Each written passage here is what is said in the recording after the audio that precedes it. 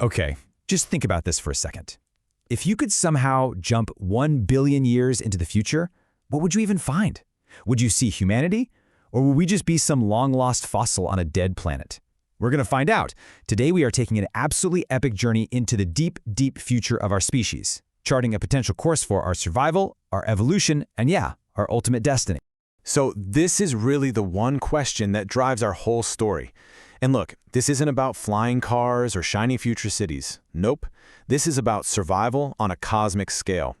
Because to even have a shot at a future, we first have to face the absolutely gigantic, relentless challenges that are standing between us and tomorrow. And that brings us to Chapter 1 of this long, long journey. It's all defined by one simple and kind of terrifying fact. Our future is not guaranteed. Not by a long shot.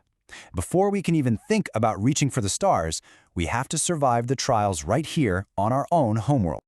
And the threats just keep coming. I mean, in less than 10,000 years, a software bug could send our entire global network into total chaos. Fast forward to 50,000 years from now, and a new ice age kicks in. Then, 500,000 years out, we're probably looking at a kilometer-wide asteroid impact. We're talking global firestorms, unbreathable air, a real mess. And if we survive that, 1,000,000 years from now, a supervolcano could go off with enough power to literally blot out the sun, kicking off a mass extinction. So here's the bottom line, the big takeaway. Staying put is just not an option. The long-term survival of our species, of humanity itself, depends on our ability to leave the cradle. It's the only way forward. We have to get our eggs out of this one, very fragile basket. To survive, we have to push outward. So, how do we even begin to respond to a threat like that? Well, the answer is taking our first, truly monumental steps beyond Earth. And let me tell you, it's a journey that's not only going to change where we live, but who we are, fundamentally. All right, let's jump forward 2 million years. By this point, humanity isn't just an earthbound species anymore. We've got settlements scattered all across the solar system. Think about it. Colonies on Mars, outposts on the moons of Jupiter. We've become a truly interplanetary species. But this incredible expansion, it comes with a pretty profound consequence. You really have to consider the consequences here. When you have populations that are separated by the unbelievable emptiness of space for thousands and thousands of generations, that engine of evolution, it doesn't just stop. It kicks into overdrive, pushing humanity down all these different, divergent paths. And this divergence would be huge. I mean, a human born and raised on Mars with its lower gravity, they'd naturally develop lighter bone density, less muscle mass. They'd grow taller with longer limbs. Over thousands of years, these separate colonies could evolve into entirely new species of human, each one perfectly adapted to its own world. They could become as different from us as we are from Neanderthals. But just spreading out isn't going to be enough to manage a whole interstellar society and survive even bigger cosmic threats. Humanity is going to need to acquire levels of technological power that are, frankly, almost unimaginable to us right now. We're talking about ascending a scale of cosmic mastery. And our roadmap for this crazy climb is called the Kardashev scale. It was thought up by an astrophysicist named Nikolai Kardashev. And it's brilliant because it doesn't measure how many people you have or how much space you occupy. It measures something much more fundamental, raw energy consumption. It's basically a ladder of civilizational power. So the climb starts at Type 1. That's a civilization that's mastered all the energy on its home planet, controlling the weather, the oceans, even tapping into the planet's core. The next massive leap is to Type 2, and that involves capturing the entire energy output of its star, probably with some kind of megastructure like a Dyson sphere. And the final known stage? That's Type 3, a civilization that can harness the power of billions of stars, black holes, the whole shebang, basically putting the power of an entire galaxy at its command. Now, all this incredible technological power, it's not just going to be pointed outwards at the stars. It's going to be turned inwards, on ourselves. You see, mastering the universe is going to go hand in hand with mastering our own biology.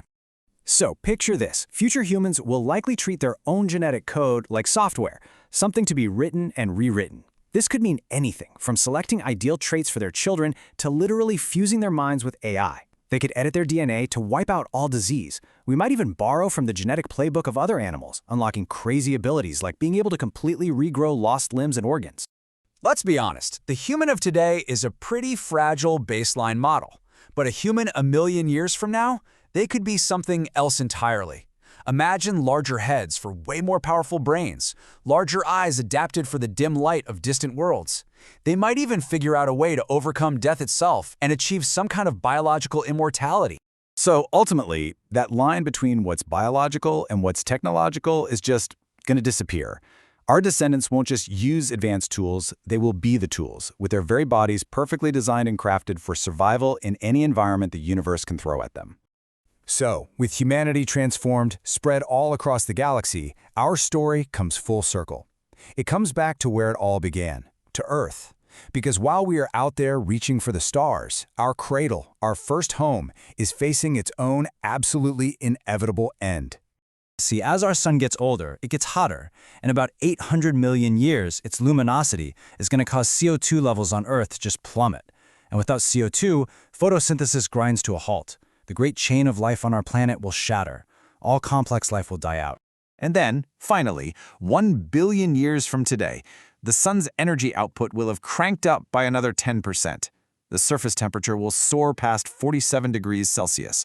Our planet's oceans, all of them, will boil away into the atmosphere, and Earth will be nothing more than a sterile, scorched rock. The cradle of life will be gone forever. Is that it? A billion years of evolution, of struggle, of achievement, all just to watch our first home die? No, absolutely not, because by then, humanity will have moved on. The end of Earth is not the end of humanity. It's just a closing chapter in a much, much larger story. By this point, humanity will have climbed far beyond what we even know of the Kardashev scale. Theorists have wondered what comes next. A Type 4 civilization? Well, that's one that could harness the energy of the entire universe, giving them the power to maybe manipulate time and even create new life. And beyond that? Well, that's the theoretical final step. A Type 5 civilization, one that draws its power not from a single universe, but from the multiverse itself. This is the theoretical endgame we're talking about. Humanity becomes a multiversal species. Beings that don't just live in reality anymore, they create it. They could spark new universes into existence with whatever physical laws they wanted. For all intents and purposes, they would become gods. And that, well, that leaves us with one last, really profound thought.